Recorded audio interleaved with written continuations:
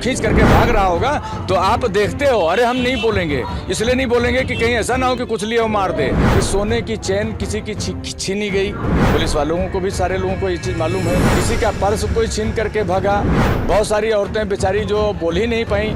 सबसे बड़ी जो समस्या होती है वो होती है जाम।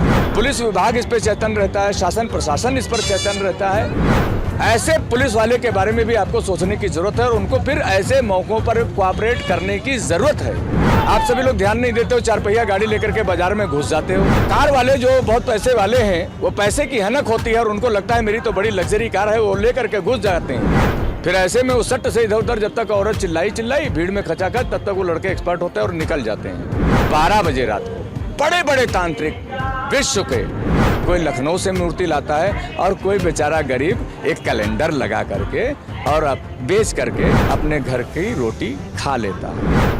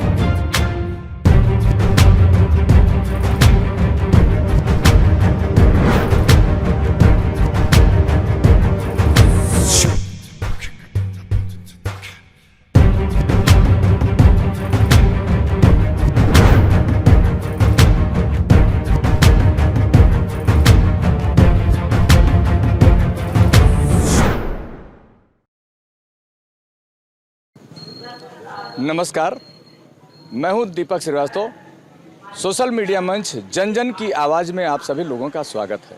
आइए दीपावली से पहले कुछ बताना चाहते हैं, खासतौर से गोंडा वासियों के लिए, और गोंडा वासियों के साथ साथ बाहर के लोग भी हमारी बात को सुने, गौर करें कि किन किन चीज़ों पर हमें ध्यान रखने की ज़रूरत होती है। जो है, जब करवा चौथ हुआ, औरतों का बहुत महत्वपूर्ण त्यौहार, उसमें औरतें जब सज संवर करके गोंडा में निकली तो ऐसी भी घटनाएं हुई कि जिसमें सभी लोगों को मालूम है, सोशल मीडिया के माध्यम से, अन्य माध्यमों से भी, पर बहुत बड़े बड़े लोगों के साथ भी इस तरह की घटनाएं घटित हो गई कि सोने की चेन किसी की छीनी गई। पुलिस वालों को भी सारे लोगों को ये चीज़ मालूम है। किसी का पर्स कोई छीन करके भागा, बहुत सारी औरतें बेचारी जो बोल ही नहीं पाई और वो अपने घर में चुपचाप जब पहुंची तो देखा कि उनका पर्स ही गायब है। तो इसलिए शायद बहुत ही महत्वपूर्ण है कि आप उन बातों पर भी विचार करें, समझें कि आखिर ऐसी स्थिति पैदा क्यों होती है।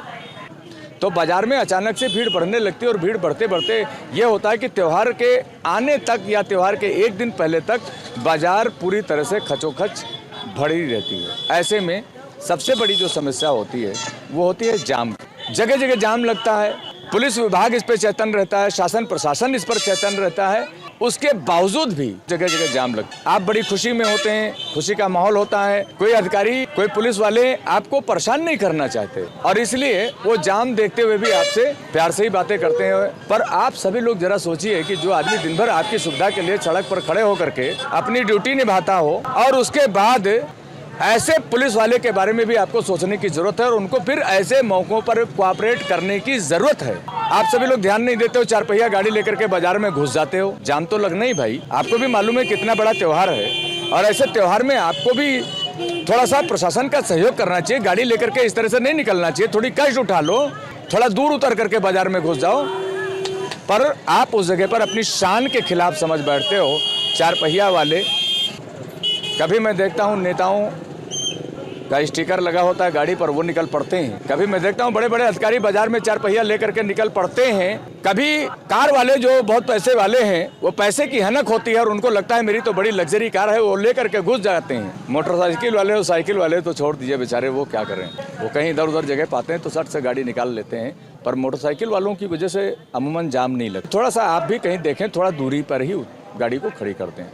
आप उस समय बाजार में घुसने की कोशिश बिल्कुल न करें। खास तौर से गोंडा में महिला चिकित्सालय चौराहा ले लीजिए, यानी मैं उसको बोलूं आज के दिन उसका नाम है गुरु नानक चौक, मैंने आपका ध्यान दिलाना चाहा, उस रोड से लेकर के वहीं से बैरिकेडिंग होती है, पुलिस वाले खड़े भी होते हैं, फिर भी लोग वहां से घुसाने के चक्कर में होते हैं और इधर उधर से कहीं से जब घुस जाते हैं। आप जब आगे बढ़िए तो सिंध बेकर्स, जहां पर मैं आपका ध्यान दिलाना चाहता हूं, इस जगह पर चौराहा होने के नाते चारों तरफ से साधन यानी कि सवारियां लोग लेकर के घुसे होते हैं, तो भयंकर जाम लगता है।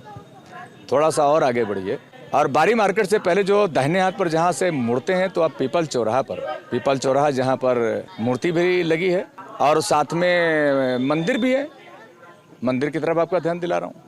उससे आगे बढ़िए तो मैं उस जगह पर आपका ध्यान दिलाना चाहता हूँ जहाँ पिछले दिनों वारदातें हुई हैं, चेन खींचा गया है, पर्स खींचा गया है। वो थी एक ऐसी गली जहाँ पर महिलाओं से संबंधित ही ज़्यादा सामान मिलता है, चाहे वो मेकअप का हो, चाहे साजो सामान जो भी हो, इस तरह की चीज़ें उसमें ज़्यादा मिलती हैं। पर वो गली इतनी सक्रिय है, बीच में चौराहा है और दो आदमी एक साथ में चलना बड़ा मुश्किल होता है, खचाखच भीड़ होती है और उसमें कोई भी बच्चा अगर किसी की चेन खींच करके भाग रहा है या कोई चोर उचक्का इस तरह से किसी का पर्स लेके भाग रहा है तो महिलाएं होती हैं, वहाँ पर आदमी नहीं होते हैं। फिर ऐसे में उस सट से इधर उधर जब तक औरत चिल्लाई भीड़ में खचाखच, तब तक वो लड़के एक्सपर्ट होते हैं और निकल जाते हैं। किसी गली को पकड़ लिए, फिर पुलिस वाले क्या करें? इतनी भीड़ में कैसे आप तक पहुँचें? आखिर चारों तरफ जब जाम है तो वो आप तक कैसे पहुँचेंगे? सवाल यहाँ पर भी है। तो पुलिस वाले भी आपकी सेवा इस तरह से अपनी नहीं दे पाते हैं। तो जाम की समस्या एक बहुत बड़ी समस्या है। और मैं इतना ही कहूँगा कि गणेश लक्ष्मी पूजन है, बहुत महत्वपूर्ण त्यौहार होता है। वर्ष में एक बार इस तरह का दिन आता है जब हम प्रभु गणेश जो प्रथम पूज्य हैं उनका आह्वान करते हैं और साथ साथ माँ लक्ष्मी का पूजन करते हैं, दीप जलाते हैं। तो आपके घर में जो दीपक जो जलता है इसका अपना एक अलग महत्व है। आपका जीवन प्रकाशमान हो, आपका जीवन में हमेशा खुशियाँ ही खुशियाँ भरी रहें, इसलिए ये दीप प्रज्वलित करी जाती है। और जो न जानते हो आज के बच्चे, मैं उनसे यही अपील करना चाहता हूँ कि आप इतने महत्वपूर्ण त्यौहार को जो हमारे लिए इतनी खुशियाँ लेकर के आता है, जिस दिन बहुत सारे लोग ये मानते हैं कि 12 बजे रात के बाद जो साधना करेंगे, जो तांत्रिक हैं वो तपस्या कर रहे होते हैं, 12 बजे रात को बहुत सारे लोग जो झाड़ फूंक करते हैं, मंत्र जगाते हैं, वो आज ही की रात यानी कि दीपावली की रात, उसी रात वो मंत्र साधना करते हैं। ठीक 12 बजे रात को बड़े बड़े तांत्रिक विश्व के उसी दिन साधना करते हैं, उसी दिन तपस्या करते हैं, उसी दिन मंत्रोच्चार जो करते हैं उसको साधते हैं, जिसको साधना कहते हैं।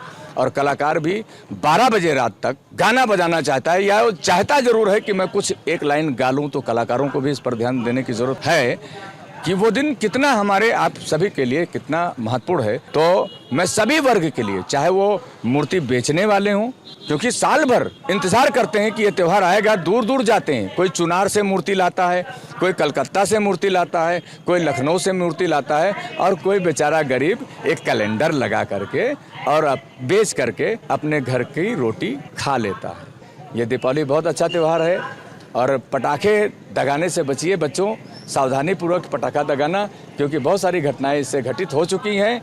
तो गोला तमाशा जो बड़ी बड़ी चीज़ें हैं उसको आप अपने हाथ से बिल्कुल मत दगाना। आप बच्चे हो, मैं बड़े बुजुर्ग जवानों से भी यही अपील करना चाहता हूँ, इस बात का जरूर ख्याल रखें कि कोई अप्रिय घटना ना हो और आपके जीवन में खुशियाँ ही खुशियाँ रहें।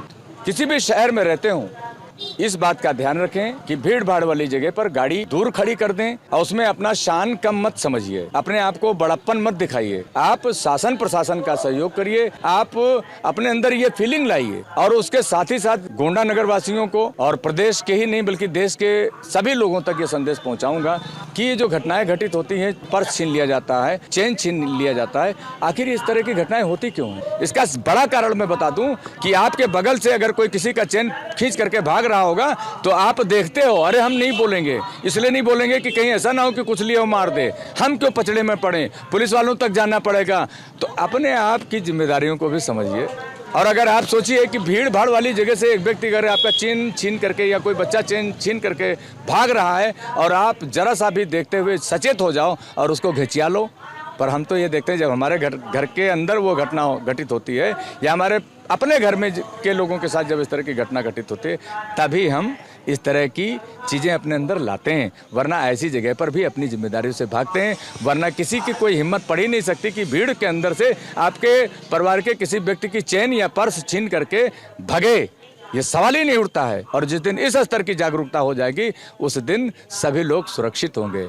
प्रश्न यहीं पर एक छोड़ देता हूं और किसी घर की बहन बेटी अगर निकली और उसको अगर अपनी बहन बेटी आप मान लीजिए, तो मजाल क्या है कि कोई लड़का आपके सामने छेड़ देगा। सड़क पर बहुत सारी चीज़ें इस तरह की घटनाएं घटित होती हैं, इसीलिए हमारी बहन बेटियां महफूज नहीं समझती हैं, क्योंकि आदमी, हर आदमी सिर्फ अपने अपने अपने।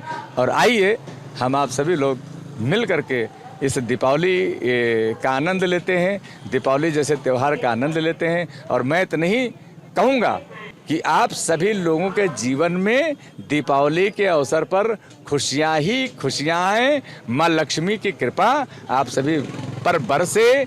इन्हीं शब्दों के साथ कैमरामैन शिव पूजन के साथ मैं दीपक श्रीवास्तव फिर कहीं से मिलूंगा और आप तक कुछ अच्छी चीज़ें पहुंचाने की कोशिश करूंगा। अगर मेरी बातें अच्छी लगें तो मैं इतना ज़रूर कहना चाहूँगा, सब्सक्राइब करना बिल्कुल नहीं भूलना है। और हाँ, अच्छी लगे तो ज़रा शेयर भी कर दीजिए ना।